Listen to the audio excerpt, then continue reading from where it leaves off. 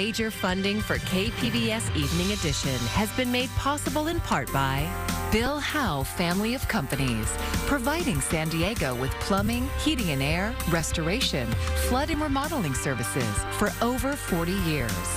Call 1-800-BILL-HOWE or visit billhowe.com. And by the Conrad Prebys Foundation, Darlene Marcos Shiley, and by the following.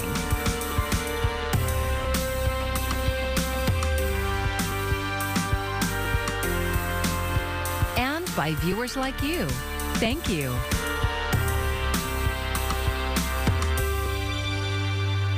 Good evening. It's Tuesday, April 26th. Thanks for joining us. I'm Maya Trabulsi. Getting answers, saving lives. That's the goal of a town hall meeting getting underway. At issue is the high number of inmate deaths within county jail. And now a new report is revealing more disturbing details. Here's KPBS reporter John Carroll. The new report on San Diego County jails comes from a study commissioned by CLRB, the Citizens Law Enforcement Review Board. CLRB's executive officer Paul Parker says there are several big takeaways, many that are also noted in a recent state audit. This county's jails have the highest unexpected death rate out of 12 major county jail systems in the state. In other words, deaths among people who were not believed to be in danger of dying when they were taken into custody. There are more accidental and overdose deaths here. And the last one, which was not in the state audit, the deaths in county jails happen primarily among people who've yet to be sentenced. It is disturbing, but what we'd like to do is hopefully we can get some additional research to indicate whether they've been convicted or not. It shows that something needs to be done and something needs to be done immediately. Brandon Sigwa is the staff attorney for the local nonprofit Community Advocates for Just and Moral Governance. He says when it comes to unsentenced people dying in custody, the distinction of whether they've been convicted is only worth so much. Presumably the vast majority of these people, whether they were sentenced or unsentenced, weren't sentenced to death. Another notable takeaway from the CLRB report that was not in the state audit, most people who die in jails here are white, but there are more black and brown people in custody. All of this and more will be discussed in a virtual town hall beginning at 5:30. We reached out to the Sheriff's Department to ask if anyone from the department would be attending the CLRB town hall, but no one got back to us. If you'd like to attend the town hall, you can find a link to get you there on our website, kpbs.org. You don't need to register. John Carroll, KPBS News. A man from Chula Vista is among dozens granted a second chance by President Biden. The president is using his clemency powers for the first time during his presidency, commuting the sentences of more than 75 nonviolent drug offenders. The Chula Vista man is Ruben Cazares, who was convicted in Nebraska back in 2007. 3 other individuals will be issued full pardons. The White House designated April as Second Chance Month, with initiatives to help previously incarcerated individuals transition back to normal life. Nearly 50,000 Americans are still catching COVID-19 daily, and that now includes Vice President Kamala Harris. The White House announced the Vice President's positive test results, saying she has no symptoms. She later tweeted that she's grateful to be fully vaccinated and boosted. The Vice President is now isolating at her home in Washington and will work remotely until she tests negative. We have more on COVID a little bit later. KPBS military reporter Steve Walsh is taking an in-depth look at religious exemptions. He'll tell us how the legal fight over vaccines might make it harder to grant approvals for a host of other sensitive issues. Accusations continue to unravel tonight in the troubled San Diego Union High School district. A group of parents is now calling for the resignation of the school board vice president after the superintendent was put on administrative leave. KPBS education reporter MG Perez has the latest. Robin Ruderbush does not mince words. I think Mr. Almond needs to resign. Michael Almond is vice president of the San Diego Union High School District Board of Trustees. He was targeted for a recall last year, but opponents failed to collect enough signatures. Our administrators, our principals, and our teachers are protecting our kids right now. from the chaos in the Board of Trustees. Ruder Bush and her military husband are the parents of 2 transgender children. Their 18-year-old son graduated from Canyon Crest Academy in 2021. They moved their 8th grade son from a San Dieguito school to private education temporarily because of leadership concerns and fear for his safety. The Ruder Bushes have joined a group of other parents and community residents claiming Allman continues to harass families and school staff who oppose him. As evidence, they point to this video of Allman speaking against student board members. I think the value that they provided in what we have to decide is very near zero. In February, there was this exchange with Superintendent Cheryl James Ward, who claimed harassment of herself and staff. If he wants to meet with them, we actually should have 2 of us there to ensure that they are not intimidated, not disrespected. I would say that a firestorm has been created. A firestorm was manufactured. Dr. Ward has filed a formal complaint of harassment against Allman and claims board retaliation is behind her administrative leave and potential termination following racially biased comments she made. Trustee Allman gave KPBS News this statement. On February 18th, I called for an independent investigation after Dr. Ward's remarks in a board meeting the night before. Dr. Ward filed a complaint on March 10th. The board later approved hiring an independent investigator who has been working expeditiously. I will have a lot more to say when the investigation is complete. Dr. Ward is the first superintendent that I've ever seen in this district to actually want to help kids of protected classes and do more for them. A parent's perspective on the chaos that continues. MG Perez, KPBS News. The U.S. Supreme Court heard arguments today in the controversial Remain in Mexico immigration policy case. The court is considering Title 42, a Trump-era policy that lets U.S. border officials turn migrants away due to public health concerns, namely the COVID-19 pandemic. President Biden wants to end the policy, sometimes known as the Remain in Mexico program, next month. Critics of removing the order say it's likely to cause a greater surge of migrants at an already stressed border. More than 20 states have filed lawsuits asking the High Court to intervene. A federal judge in the South is already placing a legal hurdle in front of the Biden administration's effort to end Title 42. Reporter John Lawrence with reaction to the ruling that is now in the way of ending the policy. The Biden White House is temporarily blocked from ending Title 42 by a federal judge in Louisiana. If President Biden lifts Title 42, what we see today will be much worse. A country without a secure border is not a country. Title 42 allows U.S. border officials to turn migrants away due to public health concerns, namely the COVID-19 pandemic. This is not an immigration policy. This Title 42 is a health authority that's determined by the CDC, and we need to have a conversation about immigration reform. That's vital. Maybe this is a reminder of that. Critics of removing the order say it is likely to cause a greater surge of migrants at an already stressed border. Title 42 is a Band-Aid on a gunshot wound. It's not actual border security. It's important, but it represents the ability to turn people away and actually secure the border. President Joe Biden wants to end the policy, which was invoked during the Trump administration, on May 23rd, and a White House source says the federal judge's block may not disrupt those plans. I would note that there are a range of views on Title 42. There are some, you noted, who are very vocal about how they would like to see it extended.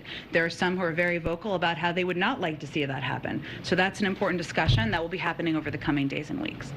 I'm John Lawrence reporting. The price of food is rising thanks to inflation, but there is some relief for those in need. KPBS Speak City Heights reporter Jacob Ayer says a new California law has led to a big increase in donations to the region's largest hunger relief organization. The new law says businesses that generate food waste have to donate their edible surplus to hunger relief organizations. Since it took effect on January 1st, Feeding San Diego has seen a nearly 25% increase in edible food donations. They've also added 25 new food donors. The organization's chief supply chain officer, Patty O'Connor, says the increase in donations comes while need is higher than ever before. So pre-pandemic, about 90% of what we distributed to the community was rescued and donated food. Now we are distributing more food because of the needs have increased. So about 70% now of what we're distributing is donated food, and the other 30% is what we're purchasing. Stephanie Morris is the sustainability manager for Jimbo's, one of the local grocery store companies that donates their excess food. It used to be about 7,000 pounds monthly last year, and now this year it's looking like about 15,000 pounds every month across all our 4 stores. And a lot of that is due to SB 1383 kind of helping us shift that mindset from sellable, unsellable, and there's like that middle path of sellable, edible, and then not edible. Besides helping feed those in need, the new bill has been cutting down on the harmful environmental effects of food waste. It's a win-win situation by reducing the amount of organic food waste that goes into the landfills and instead donating that to food recovery organizations. Then we're feeding people and not landfills. O'Connor says Feeding San Diego now rescues about 2.3 million pounds of food every month. Jacob Ayer, KPBS News. San Diego has a new tool in its firefighting arsenal. Today, county supervisors approved the purchase of a new twin-engine helicopter that specializes in wildfire response and prevention. This video from last week shows Supervisor Nathan Fletcher getting an up-close look at the chopper. And equipment is just one piece of the puzzle. Tactics and teamwork need to be worked on a year-round basis to always be ready. KPBS reporter Kitty Alvarado spent the day in North County where our fire agencies were doing just that. There's a massive wildfire and firefighters just arrived on scene. Their job is to protect this home. This is only a drill, but it's just like the real thing. For the purposes of this drill, what's happened is as these firefighters came in to the property to do structure protection, one of the firefighters made contact with a downed electrical line. Captain Josh Sanders with the Chula Vista Fire Department is part of the communications team on this exercise. He says firefighter down is the worst case scenario, but one that must be practiced so first responders put their emotions aside and know what to do. We trust that firefighters will rise to the moment and handle things appropriately, and at the same time, we know that nothing substitutes for training. And that's the point of the San Diego County multi-agency wildland preparedness exercise that goes on over 3 days in Valley Center. Valley Center Fire Protection Chief Joe Napier says every year they prepare as if this year will be their worst fire season yet. The Valley Center Fire Protection District is constantly working with our cooperators, with CAL FIRE, to make sure that we are as prepared as we possibly can be. This drill takes that element to a greater level to make sure that the entire county is ready to fight fire at a moment's notice. Over 60 agencies and nearly 800 firefighters are participating from as far north as Orange County and as far south as Tijuana. Striking leaders, review your IWI and Mayday procedures with your crews. You may not be the ones running. It may be for you.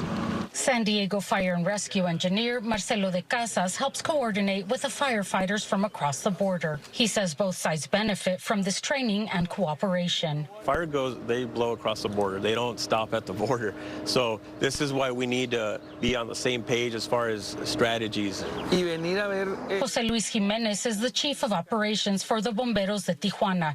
He says they brought a regional team to learn strategies in managing large-scale incidents. And this training will go a long way because when they go back, they will put on their own regional large-scale exercise. Jimenez adds that no matter the badge, they're all in it together because it's a brotherhood. Sanders says working through lifelike scenarios like these, no matter how bad the practice goes, will help save lives when and if the real thing happens. And anytime when you do something for the first time, there's bound to be mistakes. And it doesn't matter what walk of life we're in. So as long as you can get a few practice reps in and make them as lifelike as possible, then you set yourself up for success. Kitty Alvarado, KPBS News.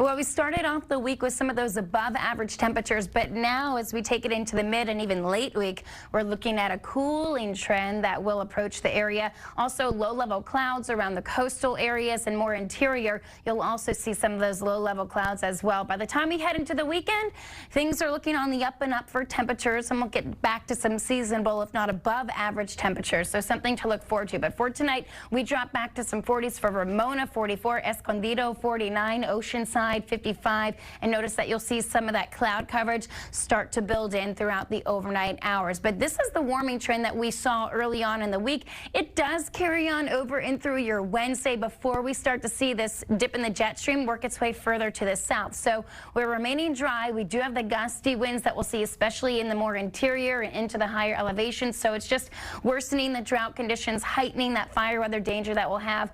Look at the temperatures, though. You can start to see how some of them are seasonable for Oceanside at 68. San Diego, you'll be at 68 as well. Chula Vista, 66. Borrego Springs, though, 91 degrees. So you will remain warm across much of the Four Corners, but there's the jet stream, pushes its way further to the south. So we do start to feel that cooler snap, especially by Thursday and also for your Friday. So here's the look at the coast for your 5-day outlook. Look at the dip in the temperatures for your Thursday. You rise back to lower 70s by the time we head over the weekend. Weekend looking really nice once again.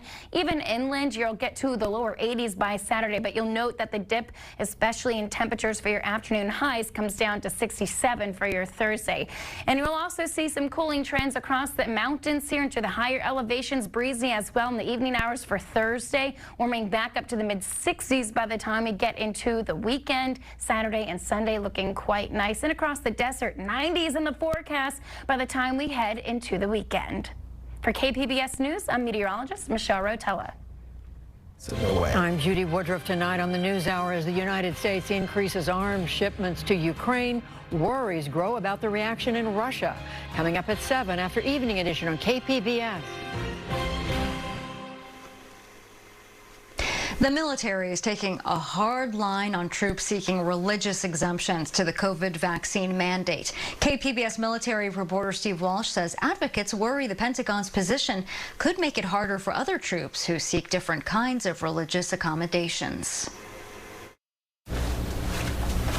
Petty Officer First Class Juwaria Webb joined the Navy after September 11, 2001. She's Muslim, but Webb was told at boot camp that she could not cover her hair with a traditional hijab. I felt naked. I felt like everyone was looking at me. I felt uncomfortable.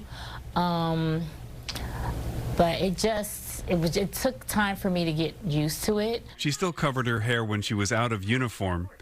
As her faith deepened, she says she wanted to make the hijab part of her Navy life in San Diego. A few months ago, her command granted her request for an accommodation under the Religious Freedom Restoration Act. It's something I've always wanted to do.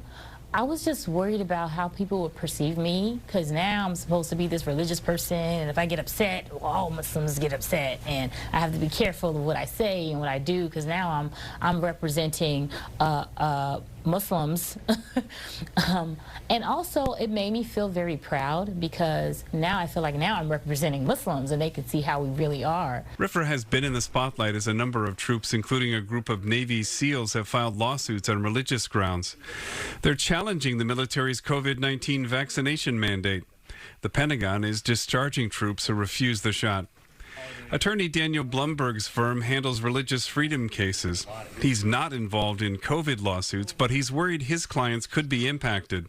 He says the Navy is bypassing the normal process for granting religious accommodations. I think the process itself is causing a significant part of the problem.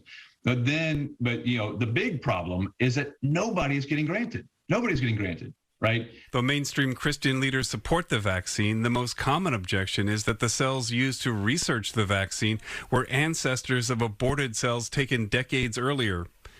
More than 3,000 sailors have applied for religious exemptions since the mandate took effect in November. A federal judge issued an injunction barring the Navy from discharging them, possibly until the Supreme Court rules. Blumberg fears those cases might make it easier for the military to deny other religious accommodations. If a service member has a sincere religious belief and the government substantially burdens it, then the government has to have a really good reason to do that, and in no other way of accomplishing the mission. Blumberg has represented Sikhs who have filed lawsuits to wear traditional turbans and other sailors whose faith emphasizes wearing beards. He says the law is supposed to find reasonable accommodation wherever practical. There are going to be some environments that will not be as conducive for having a bearded Jew or Sikh or Muslim serve in. It just won't. And so those individuals will have the opportunity to serve in other contexts. He says an unvaccinated SEAL can work a desk job rather than in the close quarters of a rib boat, but they shouldn't be discharged. Navy leaders have told the courts that they see vaccination as the way back to normal after crippling COVID-19 outbreaks sidelined ships. Navy Surgeon General Bruce Gillingham spoke to sailors in a video. COVID is a force readiness issue, and there's no better protection for an individual, a family, or the community than getting the immunity that comes from being vaccinated. I do support the COVID vaccine, so that's why I'm vaccinated. Petty Officer Webb said she asked the Council on American Islamic Relations to write a letter to her command after she became more observant, even though she plans to retire from the Navy in little over a year. In her case, the Navy set limits on where she can wear her hijab. For instance, if she ever works on a flight line. Why am I going to wait until later? I don't know if I have later. So go ahead and do it now. I wish I would have done it sooner because I feel like it's helping me become a better person. Steve Walsh, KPBS News. One of San Diego's airline carriers is giving its flight attendants a boost in pay. Delta will expand the time flight attendants are paid for their work by including the boarding period. The change takes effect in June. Typically, workers only earn money from gate to gate while the plane is moving. This all comes as the nation's flight attendant union is trying to organize Delta crews. A restaurant, urban garden, and a job training center for immigrants and refugees. That's the business model of Make Projects in North Park. KPBS Big City Heights reporter Jacob Ayers shows us the impact the nonprofit is having on the lives of San Diegans. A lush garden, quaint patio, and a group of eager high school students are some of the first things you notice at Make Cafe. The North Park restaurant is part of Make Projects, a nonprofit organization whose acronym stands for Merging Agriculture, Kitchens, and Employment. We have an amazing urban farm. It's a working farm. We have a restaurant that has Thursday and Saturdays dinner service and brunch service. And then we're also a private events catering company. We have some of our urban farm extended. Make Projects founder and executive director, Anchi May, says they offer paid job training programs for refugee and immigrant youth and adults. We have the youth enroll in a 6 to 8 week paid work experience. They're working about 10 hours a week on the farm, in the restaurant, and they have an hour a week of job readiness training. The adults are 3 months long and they are a bit more intensive, 12 to 15 hours a week. A few of the recent Make Projects youth participants include sophomore Nadine Osman and junior Hanan Idris. They both attend Crawford High School in City Heights and were friends before joining the program. There's 4 positions. We switch out, so there's hostess, server, beverage, and the person who does the farm tours. Osman says the program gives them a low-stress opportunity to improve their public speaking, writing, and interview techniques. We learn how to apply to jobs. We learned making a resume, and those helped me a lot because now when I sign up to jobs, I know what to do exactly, and I have my resume ready, which helped me, help jobs that I'm looking for be interested in me. But they used to be a spicy kind of mustard green. Senior farm trainer Robbie Wilcox teaches students like Osman and Idris about those job skills, as well as providing food and gardening knowledge. He says they have trainees lead farm tours to build their confidence. So if you learn not necessarily how to farm, but nutrient cycling or organic pest management, or even what these different varieties are, how to cook with them, how to talk about them, you can kind of work that public speaking, professional kind of practice muscle without having to mind the well all the time also too. Another way that Make Projects trains youth and adult participants is through the hands-on jobs of the restaurant business. Jeanette Sandoval supervises the cafe. So for a lot of our adult trainees, that language barriers are really hard for them. So they usually go to back of house in order, because it's easier to communicate through the kitchen and food than it is to communicate through only verbal language. May says Make Projects is currently 15% self-sustaining from their business income, but aims to be at 80% in the next 5 years. That growth would come from their multiple channels that fund their mission, including a vegetable box CSA subscription and their growing cafe, which was an accidental byproduct of the pandemic. Originally it was catering, and that was, so sad to see all that business go away. But when we reinvented with a restaurant model, that's become so much more impactful for our participants, because now they're learning all those soft skills and social skills that are directly translating into better employment. Idris says the program is a place of acceptance, where trainees learn job and life skills from staff who are patient and kind. Make Project, it has very good coworkers, and everyone around is really, really sweet, and they help a lot if you need it, and they're just always there. It's a really good environment especially for your mental health. For now, Idris is focused on applying to universities this upcoming fall. Her goal is to eventually open a nonprofit organization that builds on the lessons she learned from Make Projects.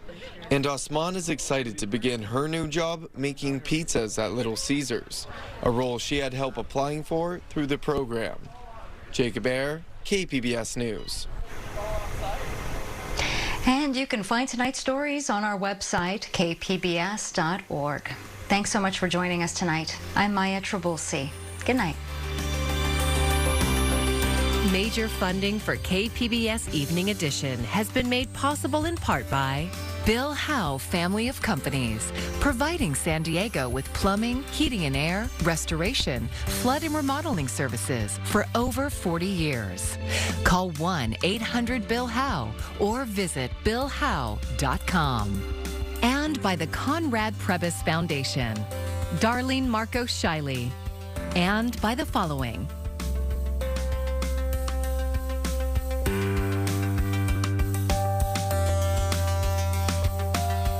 by viewers like you. Thank you.